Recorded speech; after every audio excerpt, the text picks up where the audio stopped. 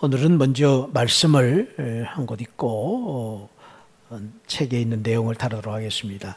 사무엘상 17장 40절부터 우리 찾아서 읽겠습니다. 437페이지 40절부터 50절까지인데 말씀을 읽으면서 그 내용을 여러분들이 이렇게 생각하시면서 읽으시면 좋겠습니다. 다윗이 골리앗을 대면하여 승리하게 된 말씀의 내용이죠.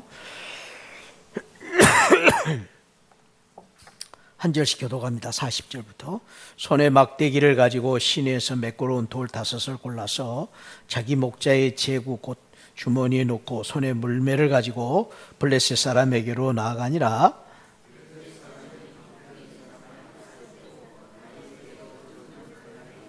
그 블레셋 사람이 둘러보다가 다윗을 보고 업신여기니 이는 그가 젊고 붉고 용모가 아름다움이라.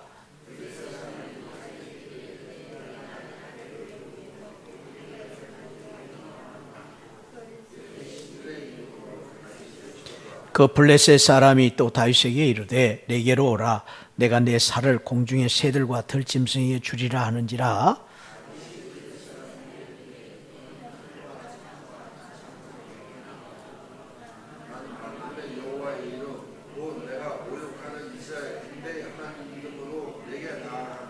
오늘 여호와께서 너를 내 손에 넘기시리니 내가 너를 쳐서 내 목을 베고 블레셋 군대의 시체를 오늘 공중의 새와 땅의 들짐승에게 주어 온 땅으로 이스라엘이 하나님이 계신 줄 알게 하겠고, 여호와의 구원하심이 칼과 창에 있지 아니함을 이 무리에게 알게 아니라 전쟁은 여호와께 속한 것인즉 그가 너희를 우리 손에 넘기시리라. 블레셋 사람이 일어나 다윗에게로 마주 가까이 올 때에 다윗이 블레셋 사람을 향하여 빨리 달리며 손을 주머니에 넣어 돌을 가지고 물매로 던져 블레셋 사람이 이마를 치매 돌이 그의 이마에 박히니 땅에 엎드러지리라. 같이 읽습니다. 다윗이 같이 물매와 돌로 블레셋 사람을 이기고 그를 쳐 죽였으나 자기 손에는 칼이 없었더라. 아멘. 다윗이 이 블레셋 골리앗을 이기게 된 그 비결은 믿음이죠. 믿음으로 이겼습니다. 특별히 다윗의 그 믿음 중에는 만군의 여호와 하나님에 대한 믿음, 그리고 전쟁은 여호와께 속하였다. 구원하심이 칼과 창에 있지 아니하고 여호와께서 이기게 하시면 이기게 된다라는 믿음이 있었기 때문에 승리를 거두게 되었는데, 이 말씀에 따라서 오늘 마지막 우리가 나누려고 하는 말씀이 바로 이 5개의 돌입니다. 40절에 보니까 매끄러운 돌 5을 골라서 목자의 제구 주머니에 넣고 블레셋 사람으로 나아갔다. 퀴즈.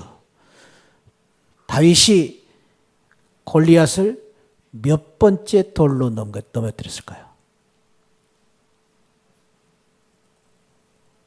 돌을 몇 번 던져가지고 골리앗이 넘어졌을까요? 1번, 2번, 3번. 예. 성경에 나오질 않습니다. 나오질 않는데 분명한 사실은 오늘 이 말씀에 보니까 다윗이 1번 던진 것만 나옵니다. 그런 면에 있어서 저는 오늘 우리가 나눈 이 5가지의 이제 승리의 돌에 대한 말씀도 마찬가지다. 우리가 이 5가지를 다 던져서 이기는 것도 있겠지만은 하나만 가지고도 이길 수가 있고, 아니 그 이상으로 믿음으로 이기는 것입니다.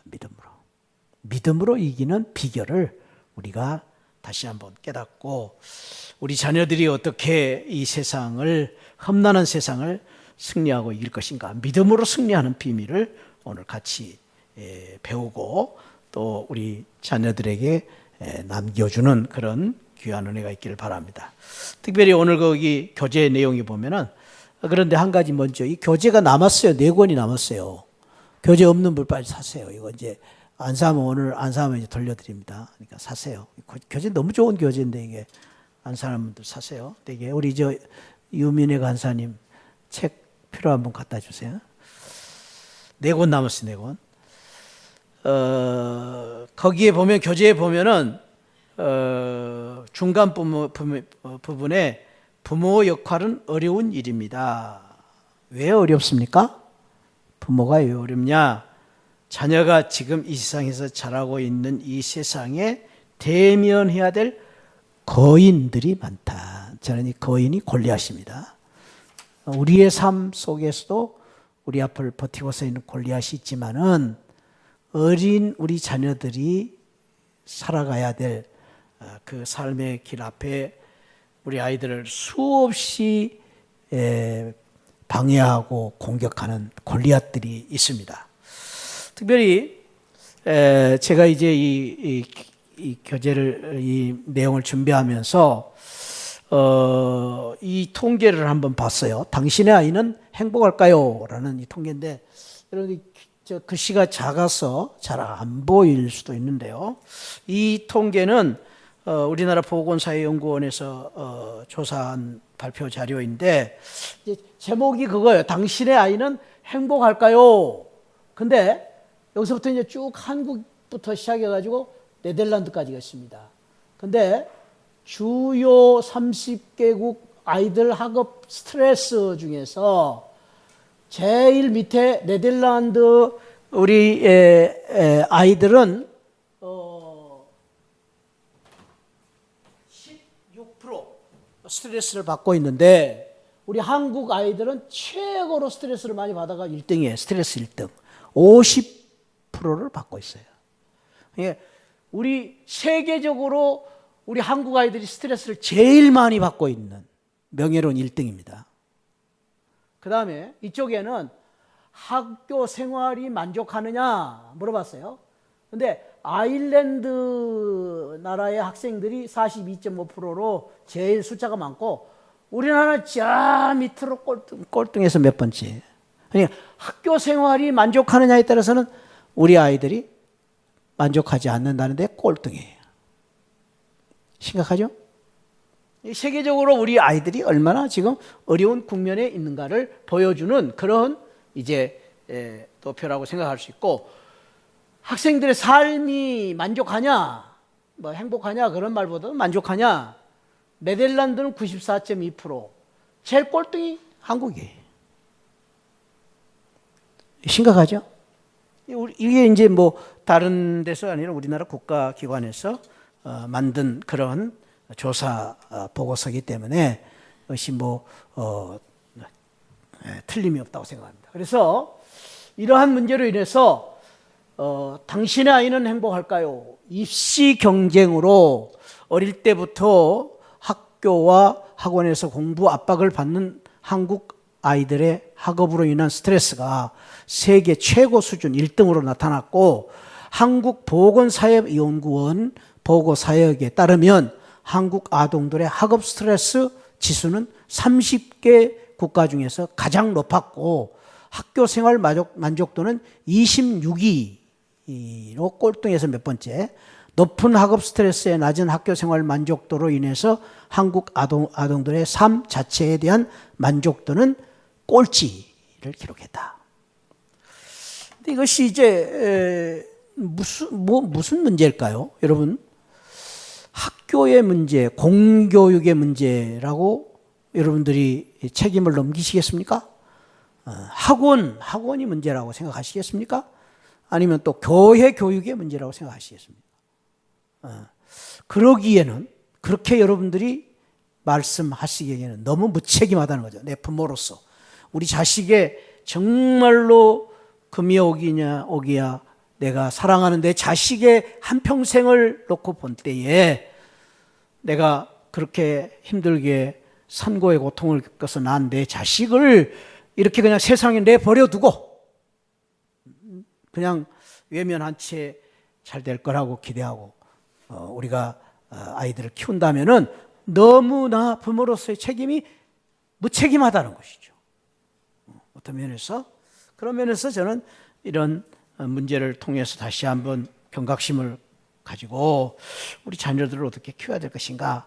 사실 오늘 이 5가지 도는 자녀들의 문제만 아니라 우리 문제라고 생각합니다. 그래서 우리도 이 세상의 골리앗과 같은 어려운 문제들을 어떻게 극복해야 될 것이냐 하는 문제를 우리가 다뤄야 되는데 5가지 돌로 했어요. 이 골리앗처럼. 그래서 전쟁에서 승리할 수 있는 방법으로 자녀들에게 첫 번째 우리가 가르쳐야 될 줄 수 있는 중요한 도는 자녀가 고난을 어떻게 감수할 수 있을까요? 고난 감수의 도를 줘야 된다는 것입니다. 오늘 조금 좀 우리 재미있게 또 기억에도 남고 또 졸지 않고 할 수 있는 방법으로 한번 저를 따라 해봅시다. 첫 번째 제가 고난 감수의 도를 그러면 여러분들이 던져라 하고 던지는 거예요. 그렇죠? 유치하지만 유치해도 또 좀 한번 이렇게 하면서 기억에 남는 거예요. 자, 첫 번째 도리입니다. 우리 자녀들이 승리할 수 있도록 또 우리가 신앙생활로 이기기 위해서 첫 번째 던져야 될 도는 고난을 감수할 수 있는 도를 저한테 던지지 마세요. 제가 골리앗 저거 던져버렸어요. 던져라. 안 하는 분들은 누구예요? 안 하는 분들. 던져버려야 됩니다. 고난을 감수하는 도를 던지도록 우리가 가르쳐야 됩니다. 왜냐하면 이 고난을 이겨내야 되기 때문에 수없이 오는 우리 고난의 언덕이 우리를 가로막고 있기 때문에 특별히 우리가 이 고난을 어떻게 이겨낼 수 있어야 되느냐 하는 문제에 있어서 이 고난에 대한 성경적인 신학적인 이해가 필요하다는 것이죠. 그 성경적인 신학적인 고난에 대한 설명을 말할 때에 삶은 가혹하다. 그러나 하나님은 선하시다라는 것을 성경에서 말해주고 있습니다. 특별히 이 가혹한 이 고난은 너무나도 잔인합니다. 어렵습니다. 이 고난은 누구에게나 힘듭니다. 뭐 바늘로 손가락 끝만 찔러도 아프고 때로는 다리가 부러지고 손이 부러진 것만 아픈 게 아니죠. 고난은 누구에게나 아픔이 있어요. 그런데 하나님은 선하시다는 말은 무슨 말이냐면은 고난 속에 하나님의 선한 뜻이 있다라는 것입니다. 이것이 이제 성경적인 진리입니다. 고난은 우리에게 주신 고난은 반드시 하나님의 뜻이 있다. 이게 성경적인 진리입니다. 저와 여러분들이 당하는 고난은 의미 없는 고난이 없다. 하나님의 섭리와 하나님의 은혜 가운데에 볼 때에 모든 고난은 선한 뜻이 있다라는 것이 성경적인 진리입니다. 두 번째, 삶은 불공평합니다. 저와 여러분들의 삶이 이 세상의 삶이 인생이 불공평한 겁니다.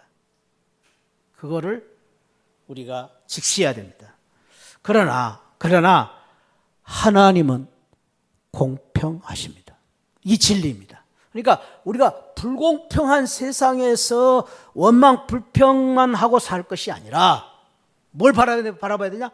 공평하신 하나님을 바라보는 것입니다. 그런데 여기 하나님이 공평하시다는 말씀은 저와 여러분들의 평수를 똑같이 아파트 평수를 똑같이 주신 것이 아니고 또 공평하다는 말씀은 저와 여러분들을 무슨 무슨 대학을 어느 대학을 가느냐 공평하신 것이 아니라 여기 하나님의 공평한 사랑의 공평입니다. 하나님이 길고 짧으냐를 구별하지 아니하시고 저와 여러분을 똑같이 모두를 사랑하고 계신다 하는 게 공평입니다. 5손가락. 이 손가락이 어떤 손가락이 여러분들 제일 중요합니까? 네 손가락. 이 손가락은 애지중지 다 중요한 것입니다. 마찬가지로 우리 하나님이 우리를 사랑하실 때 저와 여러분들을 외모를 보지 아니하고 중심을 보시고 사랑하실 때 그 사랑은 길고 짧음이 없습니다. 공평하십니다. 공평하십니다. 그리고 그걸 잊지 말아야 돼요. 이게 성경적인 진리입니다. 특별히 오늘 여기 구약의 뿌리인 요셉에 대한 이야기를 합니다. 특별히 이 요셉은 어떤 사람입니까? 정말로 이 요셉의 생애를 보면은요, 고난의 연속의 삶이었죠. 그냥 팔려가고 종살이하고 노예생활하고 또 감옥살이 가고 이런 삶이 어디 있어요. 그러나 끝내 요셉을 어떻게 하나님이 축복하십니까? 오늘 거기에 있는 말씀처럼 요셉의 생애의 결론을 오늘 창세기 50장 20절에서 그렇게 말하고 있죠. 한번 같이 거기에 있는 내용을 읽어볼까요? 시작. 당신들을 나를 해하려고 하였으나 하나님은 그것을 선으로 바꾸사 오늘같이 많은 백성의 생명을 구원하게 하시려 하니까, 이게 요셉의 고난에 대한 해석이에요. 요셉이 왜 훌륭한 사람이냐? 해석이 달랐어요. 어떻게? 하나님의 관점으로 고난을 본 것이죠. 이게 믿음이에요. 믿음의 안경으로 세상을 본 것입니다. 그래서 저와 여러분들이 잊지 말아야 할 것은 지금 오늘의 고난만 바라보지 마시고 오늘의 고난을 통해서 미래 하나님이 우리를 어떻게 이끌어 가실 것을 바라봐야 됩니다. 거기에 해답이 있습니다. 그리고 거기에 은혜가 있습니다.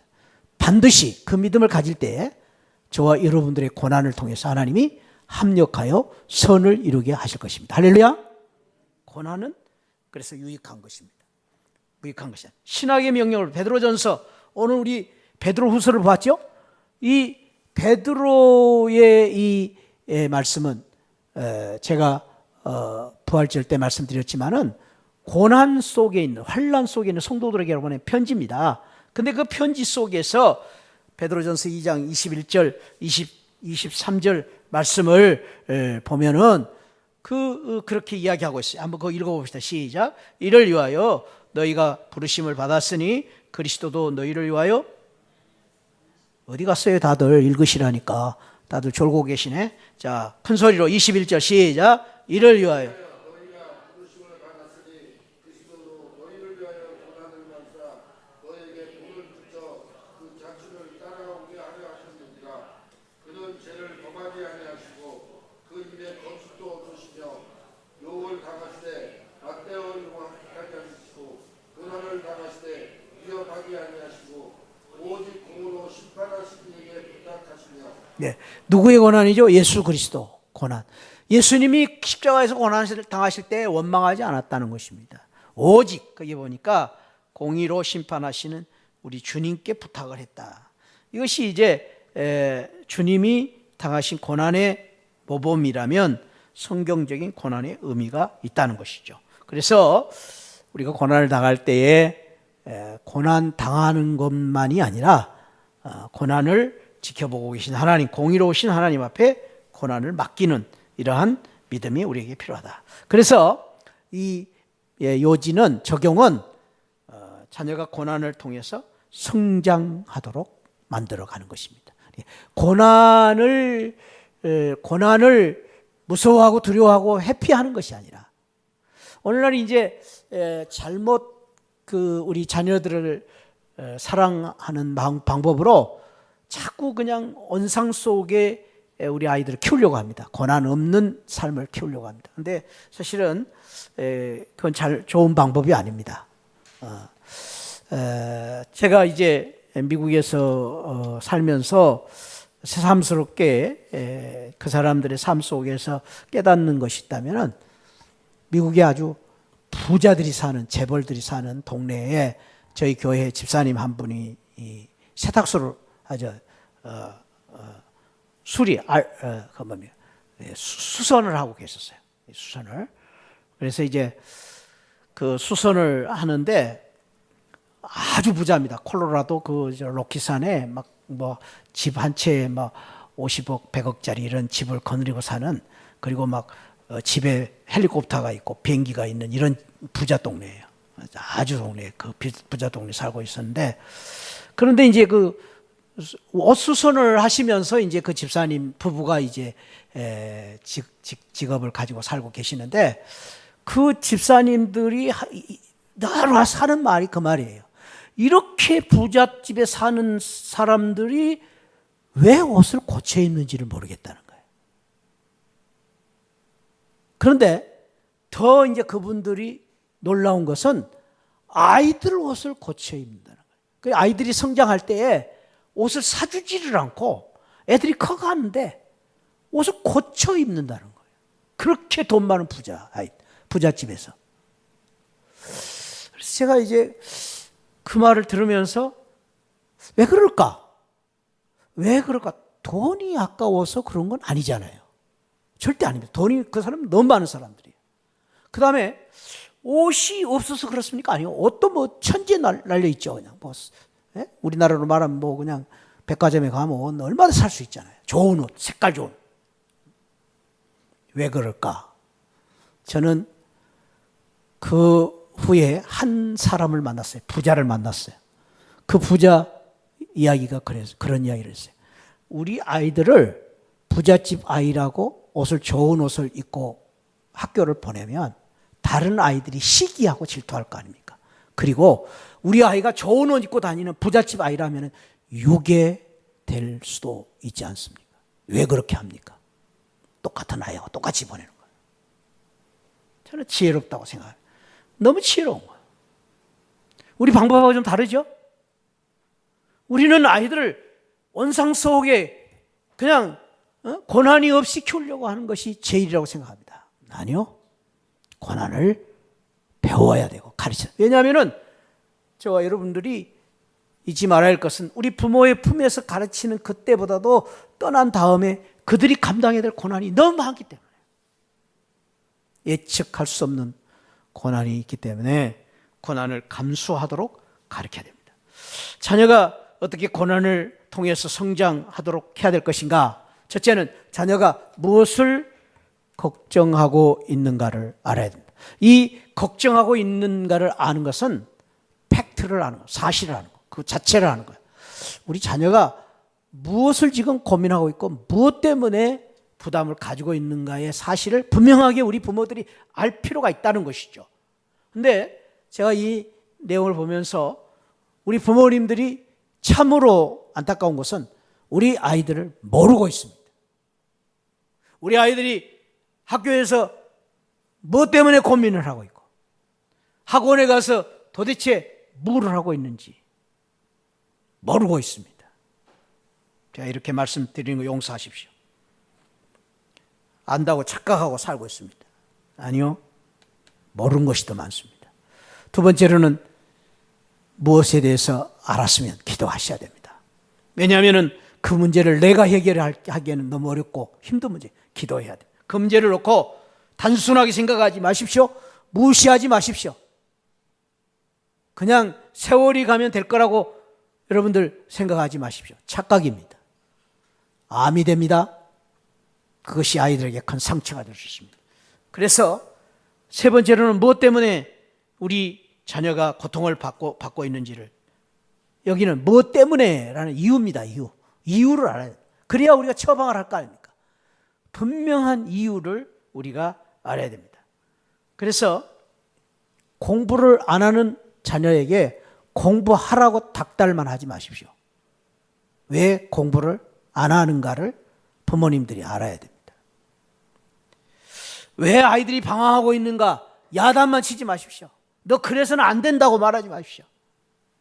왜 방황하고 있는가를 부모님들이 알고 나서 말씀을 해야 됩니다. 거기까지 이해가 안 되면 아직 말할 단계가 아닙니다. 왜 너 그렇게 나쁜 짓을 하고 있느냐? 그렇게 말하면 안 됩니다. 왜? 그것을 분명하게 부모님들이 이해를 해야만 말할 수 있기 때문입니다. 공부가 못한다고 야단만 칠 것이 아니라 안 되는 이유를 알고 나서 자녀들과 함께 이야기해야 되는 것입니다. 그 다음에 이 고통을 우리가 극복하기 위해서 자녀가 고통을 당할 때에 성경 말씀에 따라서 아이들에게 가르치는, 내 말이 아니라 말씀에 따라서 격려하고 말씀에 따라서 위로하고 말씀에 따라서 치유하는 것입니다. 요즘 뭐 참 시대가 좋아서 핸드폰에 여러분 성경 말씀 앱이 다 있죠. 그러니까 뭐 다 찾아볼 수 있어요. 무슨 구절을 찾아볼 수도 있어요. 여러분 찾아볼 수 없으면 항시 어느 때라도 문자 보내세요. 목사님한테 보내고 저한테 보내세요. 이런 문제가 생기는데 어떤 성경 구절 말씀으로 좀 위로를 하면 좋겠습니까? 카톡 보내세요. 그럼 되는 거 아니? 돈 들지도 않고. 여러분들이 보내는 카톡에 제가 왜 여러분들 도와드리지 않겠습니까? 언제든지 보내세요. 말씀을 통해서 우리 아이들을 어떻게 격려할 것, 축복할 것인가를 늘 찾아야 됩니다. 그래서 여기서 우리가 찾아야 될 중요한 교훈은 고통은 정상적인 것이다 라는 것입니다. 이상한 것이 아니라 누구에게나 있는 고통이 될 수 있다. 당연한 것입니다. 유익한 것입니다. 차이는 고통을 어떻게 생각하느냐가 차이일 뿐이지 고통은 누구에게나 있습니다. 보편적인 것입니다. 자, 첫 번째 돌은 고난을 감수할 수 있는 돌입니다. 고난을 감수할 수 있는 돌을 던져버려야 됩니다. 자, 한번 해봅시다. 첫째, 고난을 감수하는 돌을 던져라. 던져라. 좋은 사람들 던지십시오. 그 다음에 두 번째 던져야 될 돌은 자녀가 주님의 영광을 위하여 일을 하도록 가르치라. 주님의 영광을 위한 일을 하도록 가르치는 것입니다. 일을, 주님의 무슨 일을 하느냐? 영광을 위한 일을 하도록 가르치는 거예요. 주님의 영광을 위한 일을 던지자. 자, 그렇게 하겠습니다. 두 번째 돌입니다. 주님의 영광을 위한 일을 던져라. 안 해요. 저만 하고 있네. 다시 주님의 영광을 위한 일을 던져라. 던져라.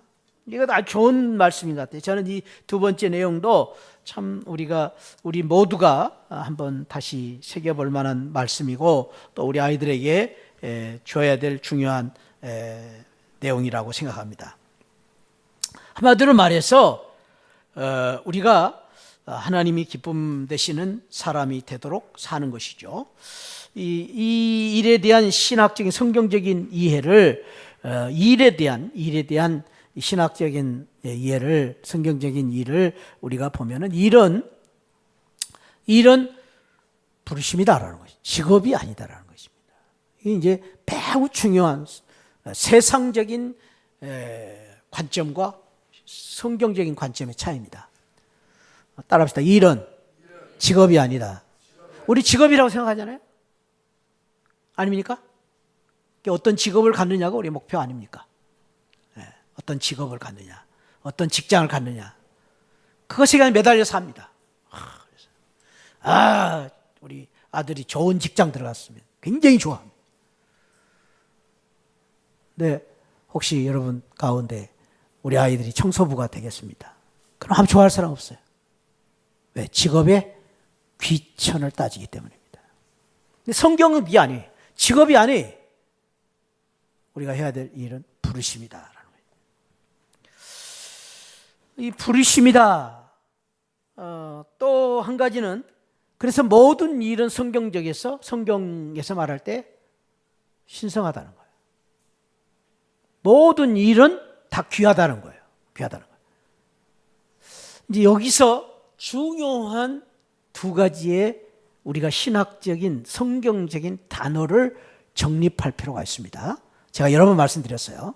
한번 저를 한번 따라합시다. 손을 이렇게 내보세요. 손을 이제 두 손을 잡는 거예요. 따라합시다. 소명, 사명. 다시 한번 소명, 사명. 이게 이제 매우 중요한 일에 대한 두 가지의 성경적인 개념입니다. 그러니까 우리 모든 믿는 성도들이 교회에서 일을 하든 선교를 하든 전도를 하든 설거지를 하든 직장에 나가서 일을 하든 또 우리가 직업을 가질 때 늘 이 두 가지의 신앙을 분명히 가져요. 소명, 하나님이 나를 어떻게 부르셨는가? 그리고 하나님이 나에게 주신 사명이 무엇인가? 이것을 우리가 가지고 있어야 됩니다. 이 두 가지를 분명하게 가지고 있는 사람은 이렇게 노래를 부를 수 있습니다. 아골골짝 빈들에도 복음 들고 가오리다. 그렇게 되는 거예요. 아골골짝 빈들에 복음 들고 가야 돼. 왜? 소명과 사명이기 때문에. 그런데 그 소명과 사명이 없는 사람은 이렇게 찬송을 할 것입니다. 큰 교회 많은 성도 가는 곳에 가겠습니다. 성공주의죠. 천지 차이가 있습니다. 소명과 사명이 없으면은 늘 세상적인 관점을 가지고 일을 찾습니다. 큰 일, 거대한 과시적인 일. 아니죠. 하나님은 그것을 귀하게 여기지 않습니다. 자, 하나님이 우리의 이 신체 중에서 어디를 제일 귀하게 여길 것 같아요? 머리요? 아니요. 하나님은 심지어는 맹장 끝까지도 하나님 귀하게 여기시는 거예요. 그게 하나님의 사랑이에요. 그러니까 사명이라는 맹장도 사명이 있는 거예요. 맹장도. 맹장 떼내면 안 돼요. 맹장도 귀한 거예요. 그래서 사명이 있으면은, 소명과 사명이 있으면은 무슨 일을 해도 괜찮은 거예요. 그래서 모든 일이 신성하고 우리의 일은 우리의 삶에 대한 하나님의 독특한 목적이 있다는 거예요. 목적이. 계획과 목적이 있다는 거예요. 그러니까 우리의 일은 하나님이 나를 향하신 목적이 있고 계획이 있다는 거예요. 이것을 우리가 잊어버려요. 그러니까 하나님이 정봉채 목사를 이렇게 만드신 목적이 있어요. 나를 용사마로 만들질 않아요. 장동건이처럼 만들질 않아요. 그래서 여러분 생각해 보세요. 우리 이 세상에 장동건이가 다, 이 세상에 모든 사람이 다 장동건이라면은 이태희가 아니라 김태희죠. 김태희. 모든 사람이 김태희라면 어떻게 되겠어요? 안 되는 거죠. 하나님이 분명한 나에 대한 계획과 목적이 있다라는 것입니다. 이 계획과 목적이 있다는 말은 나를 향하신 사명이 있다는 거예요. 사명이. 그래서 우리가 일을 할 때마다 일을 지켜보는 한 분, 그분을 위해서. 그분이 누구예요? 하나님 아버지. 하나님 아버지를 위하여 하나님을 바라보고 하나님의 영광을 위해서 사는 것입니다. 여기에 대한 구약의 중요한 가르침을 창세기 2장 15절인데, 하나님이 이 에덴을 만드시고 거기에 사람을 경작하고 지키게 하셨다. 경작하고 여러분, 에덴 동산에 하나님께서 다 뭐든지 먹고 뭐든지, 에덴 동산은 한마디로 말하면 뷔페예요. 무제한 리필이에요. 뭐든지 할 수 있잖아요. 그러나 하나님께서 아담과 하와에게 가만히 놓고 무의도식하도록 만들지 않았습니다. 여러분, 교회 다니면서요, 은혜 받고 축복받는 그 결과가 아무것도 안 하고 편하게 믿음 생활하는 것이 절대 축복 아닙니다. 기억하십시오. 아무것도 하지 않고 대접받는 것이 축복이 아닙니다. 그건 믿음이 아닙니다, 여러분. 하나님 그렇게 우리를 만드시지 않았기 때문에. 그래서 우리가 신앙생활 하면서 늘 부단히 은혜를 사모하고 신앙을 우리가 갖기 위해서 무의도식이 아니라 일을 해야 됩니다. 일을. 사명을 주셨겠다. 나에게 주신 사명이시기 때문에. 사명을 감당하는 가운데 하나님의 뜻이 있고 하나님의 은혜가 있습니다. 에덴 동산에서 이 아담과 하와를 그렇게 만드셨잖아요. 무한 리필이에요. 에덴 동산. 가만히 있어도 돼요. 그러나 경작하고 일하도록 아담과 하와를 사명을 주신 것입니다. 신약의 명령에 대해서 이 골로새서 3장 23절을 거기 이야기했는데, 거기 한번 읽어볼까요? 시작. 무슨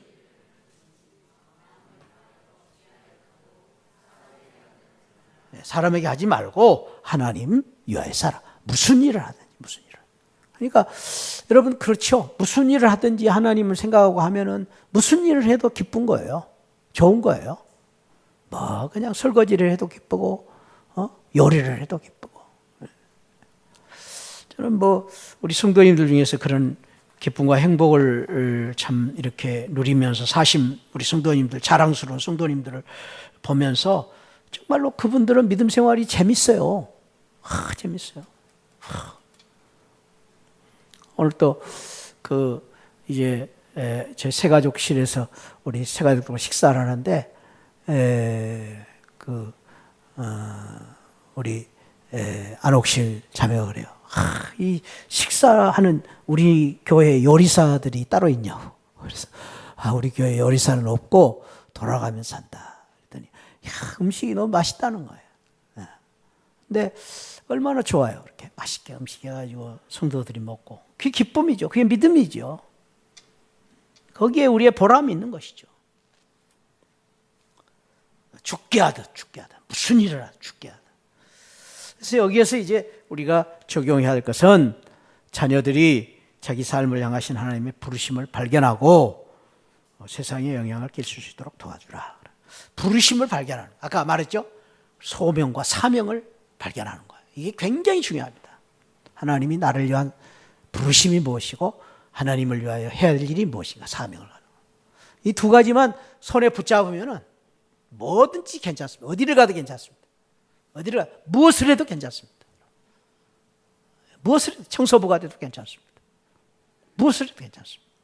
그러면 그 아이는 행복한 삶을 살 수 있습니다. 소명과 사명을 붙잡고 사는. 여러분 똑같습니다. 소명과 사명을 가지고 붙잡고. 주님의 영광을 위하여 일하도록 자녀를 가르치는 방법이 무엇입니까? 첫째는 이 바른 태도로 할 수 있는 주 단위의 일을 시키는 것입니다. 여기 주 단위의 일을 시키라는 말은 계획적으로 단계적으로 이렇게 시키라는 거예요. 주 단위라는 말은 너무나 많은 일을 요구하지 말라는 거죠. 우리 자녀들이 그냥 막 한꺼번에 그냥 활가닥 변하도록 만들지 말라는 거죠. 조금씩. 그러니까 지혜로운 우리 자녀 교육을 한다면 이렇게 교육을 해야 되겠죠. 예를 들어서 공부가 50등이다. 그러면 49등을 목표로 공부를 가르치도록 해야지, 너는 왜 1등을 못하냐고 이야기를 하는 부모는 조금 지혜로운 부모는 아니죠. 그러니까 이렇게 조금씩 점진적으로, 단계적으로 우리가 아이들에게 용기를 주고, 그리고 해나갈 수 있도록. 우리 아이들이 어리기 때문에, 무능하기 때문에, 부족하기 때문에, 또 아이들이 여러 가지 원인이 있어서 이제 안 되는 거 아니에요? 그런 아이들을 놓고 우리가 너무 큰 기대를 가지고 자꾸 무리한 요구를 하면 그 아이들은 그런 말을 들으면 점점점 깊은 절망 속으로 빠져가는 것이죠. 안 되는 거예요. 제가 언젠가 한 말씀 드렸지만은 저와 여러분들이 어렸을 때 그렇게 했습니까? 못했잖아요.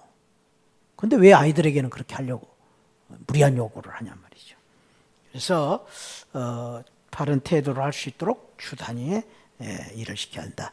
자녀의 재능을 우리가 보면서 그 재능에 맞는 일을 해야 한다. 그래서 여기에서 이제 중요한 교훈은 당신은 일하도록 창조되었다. 일하도록 창조됐다면 우리 아이들도 일하도록 창조됐다. 모든 아이들이 무슨 일을 하도록 다 만들어졌다, 하나님께서. 그래서 하나님의 계획은 모든 우리 자녀들이 이 세상에 살아야 할 가치와 존재 이유가 있어요. 새끼손가락으로 살든지 엄지손가락으로 살든지. 근데 새끼손가락으로 살아야 될 우리 아이들을 엄지손가락으로 만들려 하지 말라는 거죠. 자꾸. 그러니까 우리가 이제 실패하는 거예요. 새끼손가락으로 살아도 돼요. 새끼손가락으로 살지 않으면 발가락으로 살아도 돼요. 발가락도 저 새끼 발가락으로 살아도 되는 겁니다. 다 소중하니까. 근데 우리는 자꾸 저 발가락으로 살아야 될 우리 아이들을 머리로 자꾸 만들려고. 그러니까 안 되는 거죠. 우리 아이들이 거기에서 더 실망하고 낙심하고 포기하는 것입니다. 그러면 안 되는 것입니다. 다 소중한, 우리 아이들은 모두가 다 해야 될 일이 있습니다. 이 세상에 존재할 이유가 있고 가치가 있습니다. 할렐루야? 잊지 마십시오. 우리 자녀들은 이 세상에 소중한 자녀들이에요. 하나도 쓸모없는 자녀 없습니다. 다 소중한. 그것은 뭐냐면 소명과 사명을 찾을 때 일어나는 것. 세 번째 돌입니다. 세 번째 돌은 자녀가 자기의 삶을 지혜롭게, 여기 참 좋은 말인 것 같아요. 지혜로운 관리를 할 수 있도록 만들어놔요. 지혜로운 관리. 자, 우리 또 조는 분들이 많이 있어요. 졸지 말고 자 던집시다. 돌 던집, 졸음의 돌까지 던져버립시다. 자, 세 번째 돌입니다. 자녀가 자기의 삶을 지혜롭게 관리하도록 던져라. 지혜로운 관리자가 되도록. 여기 지혜로운 관리라는 의미 속에서 여러분들이 거기다가 써놓으면 좋겠어요. 자의적인 삶을 살도록 만들어. 자의적인 결정, 자의적인 관리를 하도록 하는 겁니다. 특별히 여러분들 책상 모래에 우리 아이들이 앉아있다고 공부하는 게 아니죠. 아시죠? 몰랐어요? 네. 그러니까 공부한다고 해서 그 아이가 책상 모래에 앉아있다고 공부하는 게 아니에요. 스스로 공부할 마음이 없으면 책상머리에 앉아 있어도 학교에 가서 선생님 말씀 듣고 있으면서 멍 때리고 앉아 있어요. 자의적으로 자기가 하려고 하는 의지가 있어야 되는 거죠. 제가 이제 한번 그런 시간을 가질까 하다가 조금 이렇게 망설이고 그냥 지금 안 하고 말았습니다만, 제가 이제 남서울교회에서 그 중고등부가 이제 3부로 있습니다. 1, 2, 3부, 2부를 제가 이제 지도를 했는데 중3, 고1 그때에 학생들이 300명 정도 됐는데, 그때 이제 그 참 아이들 중에서 공부 잘하는 반포니까 반포 뭐 제일 공부 잘하는 아이들이 많이 있었습니다. 근데 이제 쇼킹 받았던 것, 쇼크를 받았던 것은 찬양대, 우리 중고등부 찬양대에서 아주 찬양하는 그 아이들은 목사님 아들도 있고 뭐 안수 집사님, 장로님 아들도 있고 다 중직자들 아이들인데, 알고 봤더니 펑 문제가 터져서 이제 반포에 있는 학교가 난리가 나가지고 알고 봤더니 반포에서 최고의 깡패들이 다 우리 교회 다니는 거예요. 와, 깡패 거기에 그 반포에 아주 그 몇몇 학교에서 깡패들 두목들이 다 우리 교회에 있는 거예요. 지들끼리는 다 알았어요 벌써. 와, 그래가지고 이제 발칵 뒤집어졌습니다. 그래, 그때의 그 교육에 대한 문제를 새삼스럽게 다시 이제 생각하면서 정리를 하고, 그때에 참 그 굉장히 뛰어난 그러한 그 이제 아이디어를 가지고 그 아이들을 교육을 해서 성공했던 선생님이 계세요. 근데 그분이 장로님이 되셨어요. 제가 이제 미국 갔다 오니까 장로님이 되셨어요. 장로님이셨어요. 지금은 이은상 장로님이라는 분인데, 이 장로님이 이제 그때에 받은 교육 방법을 가지고 목동 그리고 저쪽 그 강남 개나리 아파트 근처 그쪽에서 이분은 한 명당 1,000만 원이에요. 한 명당 1,000만 원. 놀라지도 않으시네.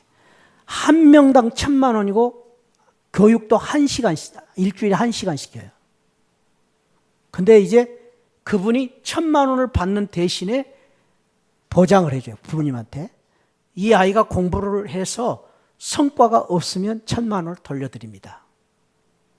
그 대신 성과가 있으면 1,000만 원을 주십시오 하는 조건이에요. 장로님이시니까 거짓말을 안 하죠. 근데 문전성시해요. 줄을 서고 기다리는 거예요. 얼마나 많은 학생들이 이 장로님 교육을 받으려고 줄을 서 있는데, 그래서 저한테 찾아왔어요. 장로님이, 목사님 교회에 아이들 중에 혹시 어렵고 힘든 아이들 제가 도와드리고 싶은데 필요한 말씀하십시오. 그래서 이제 제가 우리 교회에 그분을 모실까 말까 하다가 안 했어요. 왜냐하면 지금 여러분들이 들으실 때도 벌써 거부감이 좀 있을 것 같아서 저는 안 했어요. 그리고 그저 장로님 말씀만 들었는데, 그 장로님한테 물었어요. 아니 장로님, 한 주에 한 시간 시켜가지고 1,000만 원을 받는 그 교육 방법이 뭡니까? 그랬더니 안 가르쳐 주려고 그래 처음에는. 그런데 제가 이제 또 목사니까 또 그분하고 친하니까 가르쳐 주세요. 목사님, 간단합니다. 방법은 자의적인 학습 방법입니다. 스스로 공부하게 만드는 것입니다. 거기에 대한 기술은 있겠죠. 저는 뭐 그 기술은 뭐 단순하지 않다고 생각합니다. 그러나 그분의 교육 방법, 자기 스스로 공부하는 방법을 가르쳐 주면은 얘가 밤낮 가리지 않고 공부를 한다는 거예요. 그러면은 성적이 쑥쑥 올라가 버립니다. 야, 저는 그거 한마디에 저는 그 장로님의 교육 방법에 일리가 있다고 생각해요. 여러분들, 우리 아이들의 생활도 마찬가지입니다. 스스로 신앙을 갖게 하고 스스로 바르게 살고 스스로 공부하는 법을 아이들에게 가르쳐 주지 않으면 언제까지 의존적으로 부모님들이 하시겠어요? 안 됩니다. 그래서 여기 우리 집 관리하도록 삶을 관리하도록 가르치는 것이 바로 이 점입니다. 그래서 여기도 이제 신학적인 청지기에 대한 이해가 필요한데, 하나님께서는 모든 것의 주인이다라는 그러한 청지기 의식을 우리가 가르쳐야 되고, 그 다음에 하나님께서 우리를 위해서 시간, 재능, 그리고 재물도 맡기셨다. 또 하나님께서는 우리에게 이런 거 주신 것은 긍정적인 수익을 기대하시면서 우리에게 맡기셨다. 긍정적인 수익. 그리고 이 모든 것을 주실 때에 하나님께서 우리에게 책임을 물으신다. 책임을 물으신다. 책임이 있다는 것을 우리에게 물으실 것이다 라는 것입니다. 그 다음에 하나님께서는 여러분과 하나님의 기쁨을 나누기를 원하신다. 이것이 이제 하나님의 우리에게 주신 모든 사명, 우리에게 주신 우리의 삶의 이제 그 문제입니다. 그래서 청지기적인, 내 마음대로 하지 말고 하나님의 뜻을, 기뻐하신 뜻을 따라갈 때 우리가 무슨 일을 하든지 간에 기쁨으로 감당할 수 있다. 억지로 하도록 만들죠. 억지로. 책상머리에 앉아서 공부하는 게 아니라는 것입니다. 스스로 공부하는 법을 가르치고, 또 마찬가지입니다. 신앙생활도 스스로 하도록 가르치고, 또 모든 일에 우리 스스로 할 수 있는 그런 자의력을 가질 수 있는 걸 가르쳐야 한다. 구약의 뿌리를 창세기 1장 26절 28절인데 거기 말씀도 마찬가지죠. 다스리라. 아까 우리 하나님께서 아담과 하와에게 에덴 동산에 사명을 주셨다. 다스리고 관리하게 하신 것입니다. 또 여기 신약의 명령은 하나님께서 이제 그 달란트의 비유를 주셨는데 거기 달란트를 각각 주셨죠. 5달란트, 2달란트, 1달란트. 그러나 중요한 것은 착하고 충성된 종. 충성이라는 무엇입니까? 책임이 있다는 것입니다. 그래서 여기서 우리가 이제 늘 우리 아이들에게 해야 될 적용은 작은 일에 무슨 일을 하든지 책임감을 가지고 충성하도록. 충성이라는 말은 책임입니다. 책임 있게 할 수 있도록 하라는 것입니다. 그러면서 자녀가 작은 일에 충성하도록 하기 위해서는 3가지 목적. 저는 이것도 굉장히 좋다고 생각합니다. 나눔, 첫째는 나눔, 그 다음에 저축 지출을 가르치라는 것이죠. 특별히 저는 오늘날 우리 아이들이 이제 참 가장 약점 중에 하나가 나눌 줄 모르죠. 자기밖에 이기적인, 아주 이기적입니다. 오늘 아이들이. 그래서 꼭 나눌 것을 우리 부모들이 가르쳐야 된다. 그래서 여러분들 이제 혹시 뭐 수련회 가거나 또 뭐 갈 때 꼭 그렇게 우리 시한울교회 우리 부모님들은 그렇게 좀 가르쳤으면 좋겠어요. 그래서 김밥도 하나 더 싸주세요. 이건 친구들 것이다. 또 뭐 양말도 하나 더 챙겨서 이건 친구, 양말 없으면 너 친구한테 줘라. 그 작은 것이요. 아주 별거 아닌 것 같은데 아이들의 삶에는 엄청난 영향이 있습니다. 매우 중요합니다. 자기밖에 모르고 이기적인 아이들이 아니라 나눌 수 있는, 베풀 수 있는 아이들. 그게 믿음 아니겠습니까?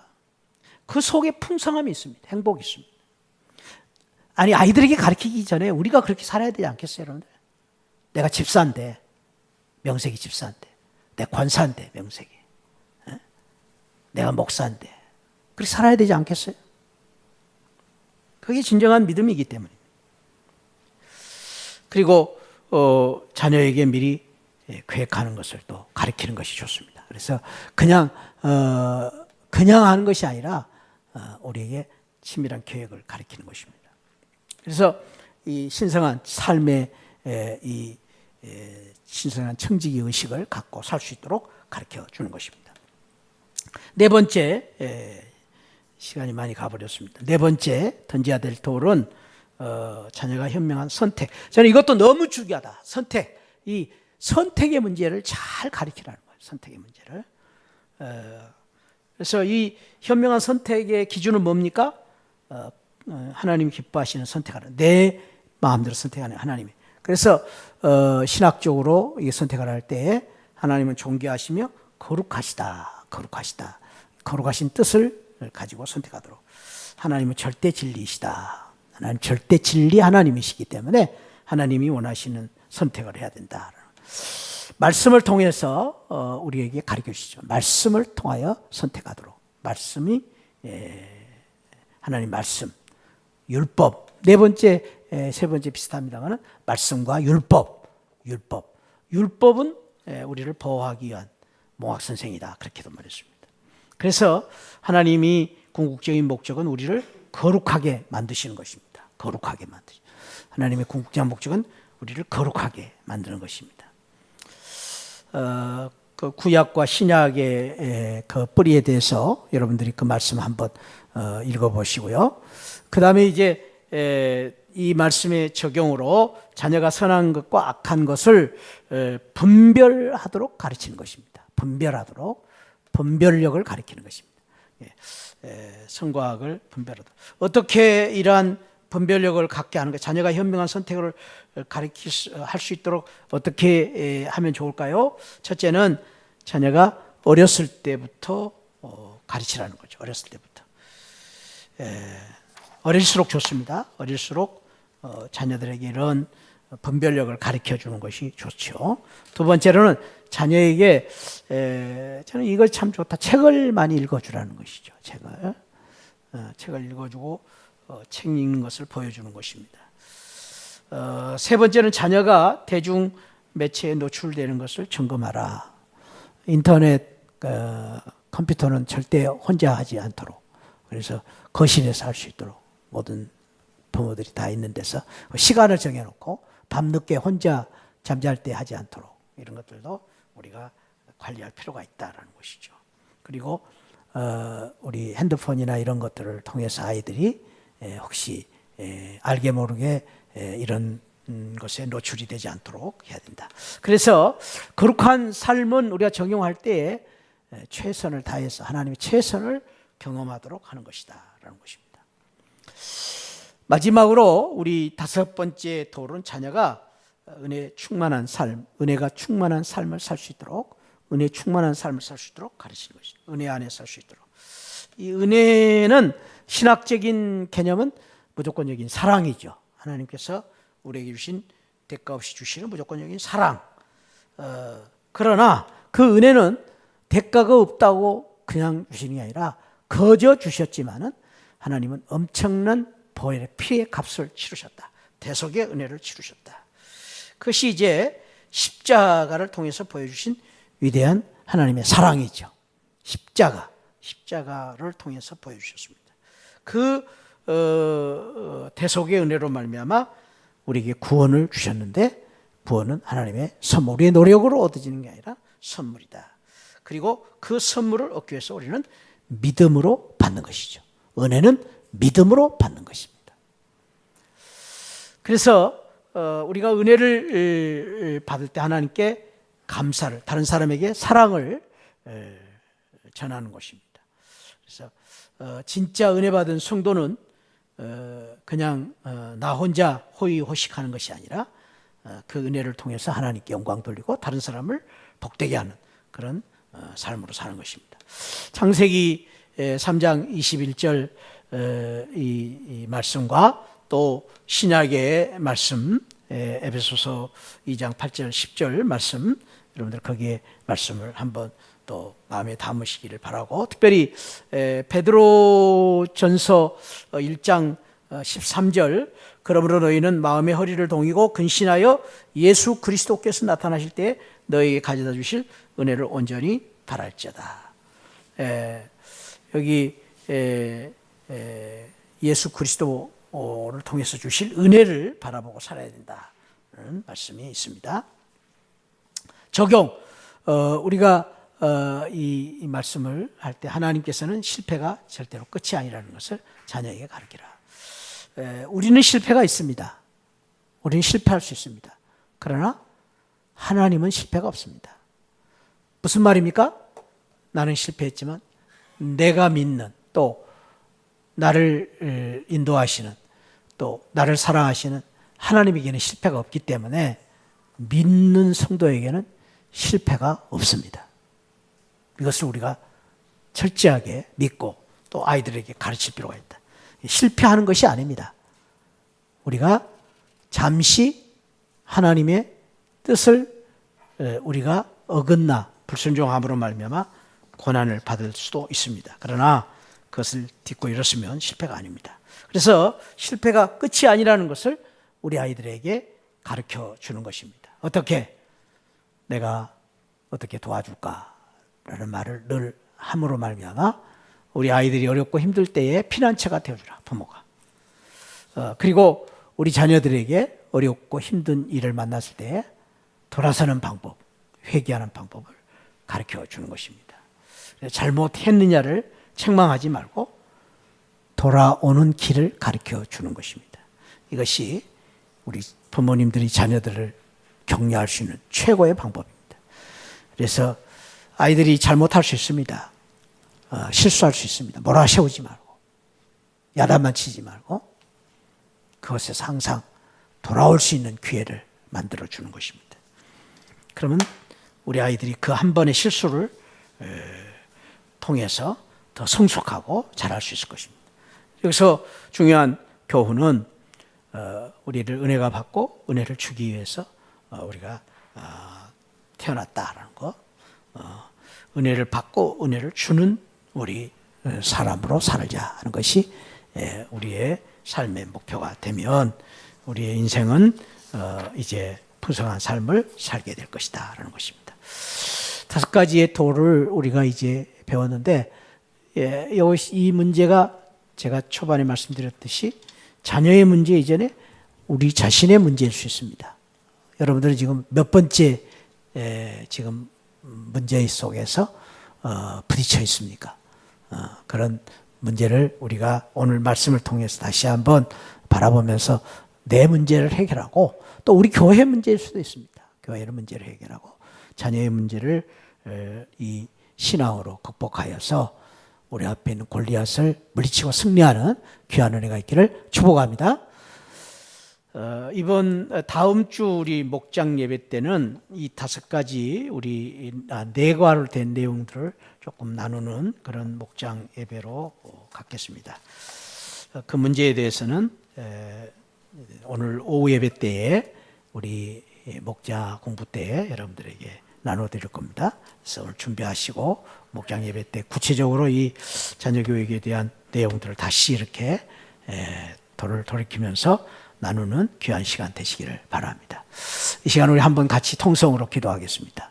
오늘 주신 말씀을 생각하면서 무엇보다도 하나님 우리 참으로 귀한 자녀들 또 우리 손자 손녀들 하나님 주신 이 말씀을 따라서 이 세상에 만나야 되는 골리앗과 같은 문제들 고난들을 어떻게 극복하고 이겨내야 될 것인가 오늘 말씀을 통해서 배웠는데 하나님 아버지 믿음으로 살아계신 하나님 우리는 실패했지만 하나님께는 결코 실패함이 없는 만군의 하나님 그 하나님으로 인하여서 우리 자녀들이 고난을 이기고 실패를 이기고 일어설 수 있도록 축복하시고 또 우리의 신앙이 그러한 믿음으로 또 참으로 우리 가정을 이끌어갈 수 있도록 교회를 끌어갈 수 있도록 그런 믿음을 우리에게 허락하여 주옵소서. 2가지 우리 자녀들과 내 자신의 삶을 축복하며 이 말씀대로 살기를 원합니다. 우리 하나님 앞에 간절히 기도하는 마음을 가지고 기도함으로 통성 기도함으로 오늘 강의를 마치도록 하겠습니다. 우리 함께 주님을 한번 크게 부르짖고 기도하겠습니다. 주여 하나님 아버지 감사합니다. 저희들을 사랑하시고 하나님 아버지 이번에 귀한 아버지 하나님 세미나를 통하여서 우리 자녀들을 어떻게 교육을 해야 될 것인가 구체적으로 깨닫고 배울 수 있는 귀한 은혜를 주시니 감사합니다. 하나님 아버지 저희들이 참으로 아버지 하나님이 귀한 말씀을 통하여서 우리 앞을 가로막고 있는 우리 자녀들을 가로막고 있는 골리앗과 같은 여러 가지 어려운 문제들을 아버지 하나님 어떻게 극복하고 이겨내야 될 것인가 무엇보다도 하나님 아버지 우리 자녀들이 정말로 사명과 소명감을 가지고 무슨 일을 하든지 떳떳하고 당당하게 살 수 있도록 축복하여 주옵소서. 하나님 아버지 하나님이여 어려운 일을 놓고 혼자 고민하지 않게 하시고 그러한 문제들을 하나님 앞에 맡기고 하나님을 의지하고 믿음으로 아버지 극복해 나갈 수 있도록 우리 자녀들이 강한 믿음을 허락하여 주옵소서. 만군의 하나님 아버지를 바라보며 다윗이 물맷돌을 가지고 골리앗을 물리쳤던 그 믿음의 당당함을 가지고 이 세상을 이겨낼 수 있도록 축복하여 주옵소서. 하나님 아버지, 먼저 우리 자녀들을 가르치기 전에 우리가 먼저 이런 믿음으로 살게 하시고 믿음으로 승리해 나갈 수 있도록 축복하여 주옵소서. 은혜 주신 하나님께 감사합니다. 아버지 하나님 감사합니다. 우리 5월 가정의 달을 맞이해서 4주 동안 귀한 말씀들을 통해서 자녀들을 어떻게 또 우리가 신앙으로 잘 양육해야 될 것인가를 배우게 하신 것을 감사합니다. 하나님, 자녀들 문제 이전에 우리 자신의 문제, 부모의 문제가 있었음을 또 우리가 깨닫게 하시고, 하나님 아버지 먼저 우리가 믿음으로 바로 서게 하여 주옵소서. 또 우리 자녀들 정말로 이제 지금 현실적으로 만나고 부딪히는 어려운 문제들이 너무나도 우리 아이들을 억누르고 있는데, 이러한 문제들을 어떻게 믿음으로 극복해 나가야 할 것인가 구체적으로 배웠사오니 이 말씀을 마음에 담고 이제부터라도 우리 자녀들, 우리 손자들 또 잘 믿음으로 키워서 정말로 하나님이 원하시고 기뻐하시는 하나님 영광을 돌리는 귀한 자녀들이 될 수 있도록 은혜를 더하여 주옵소서. 소명과 사명을 깨닫게 하시고 무슨 일을 하든지 어디 있든지 존귀하고 소중한 우리 자녀들, 당당한 우리 자녀들로 성장해 나갈 수 있도록 축복하여 주옵소서. 귀한 은혜 주신 하나님께 감사하고 예수 그리스도 이름으로 기도하옵나이다. 아멘.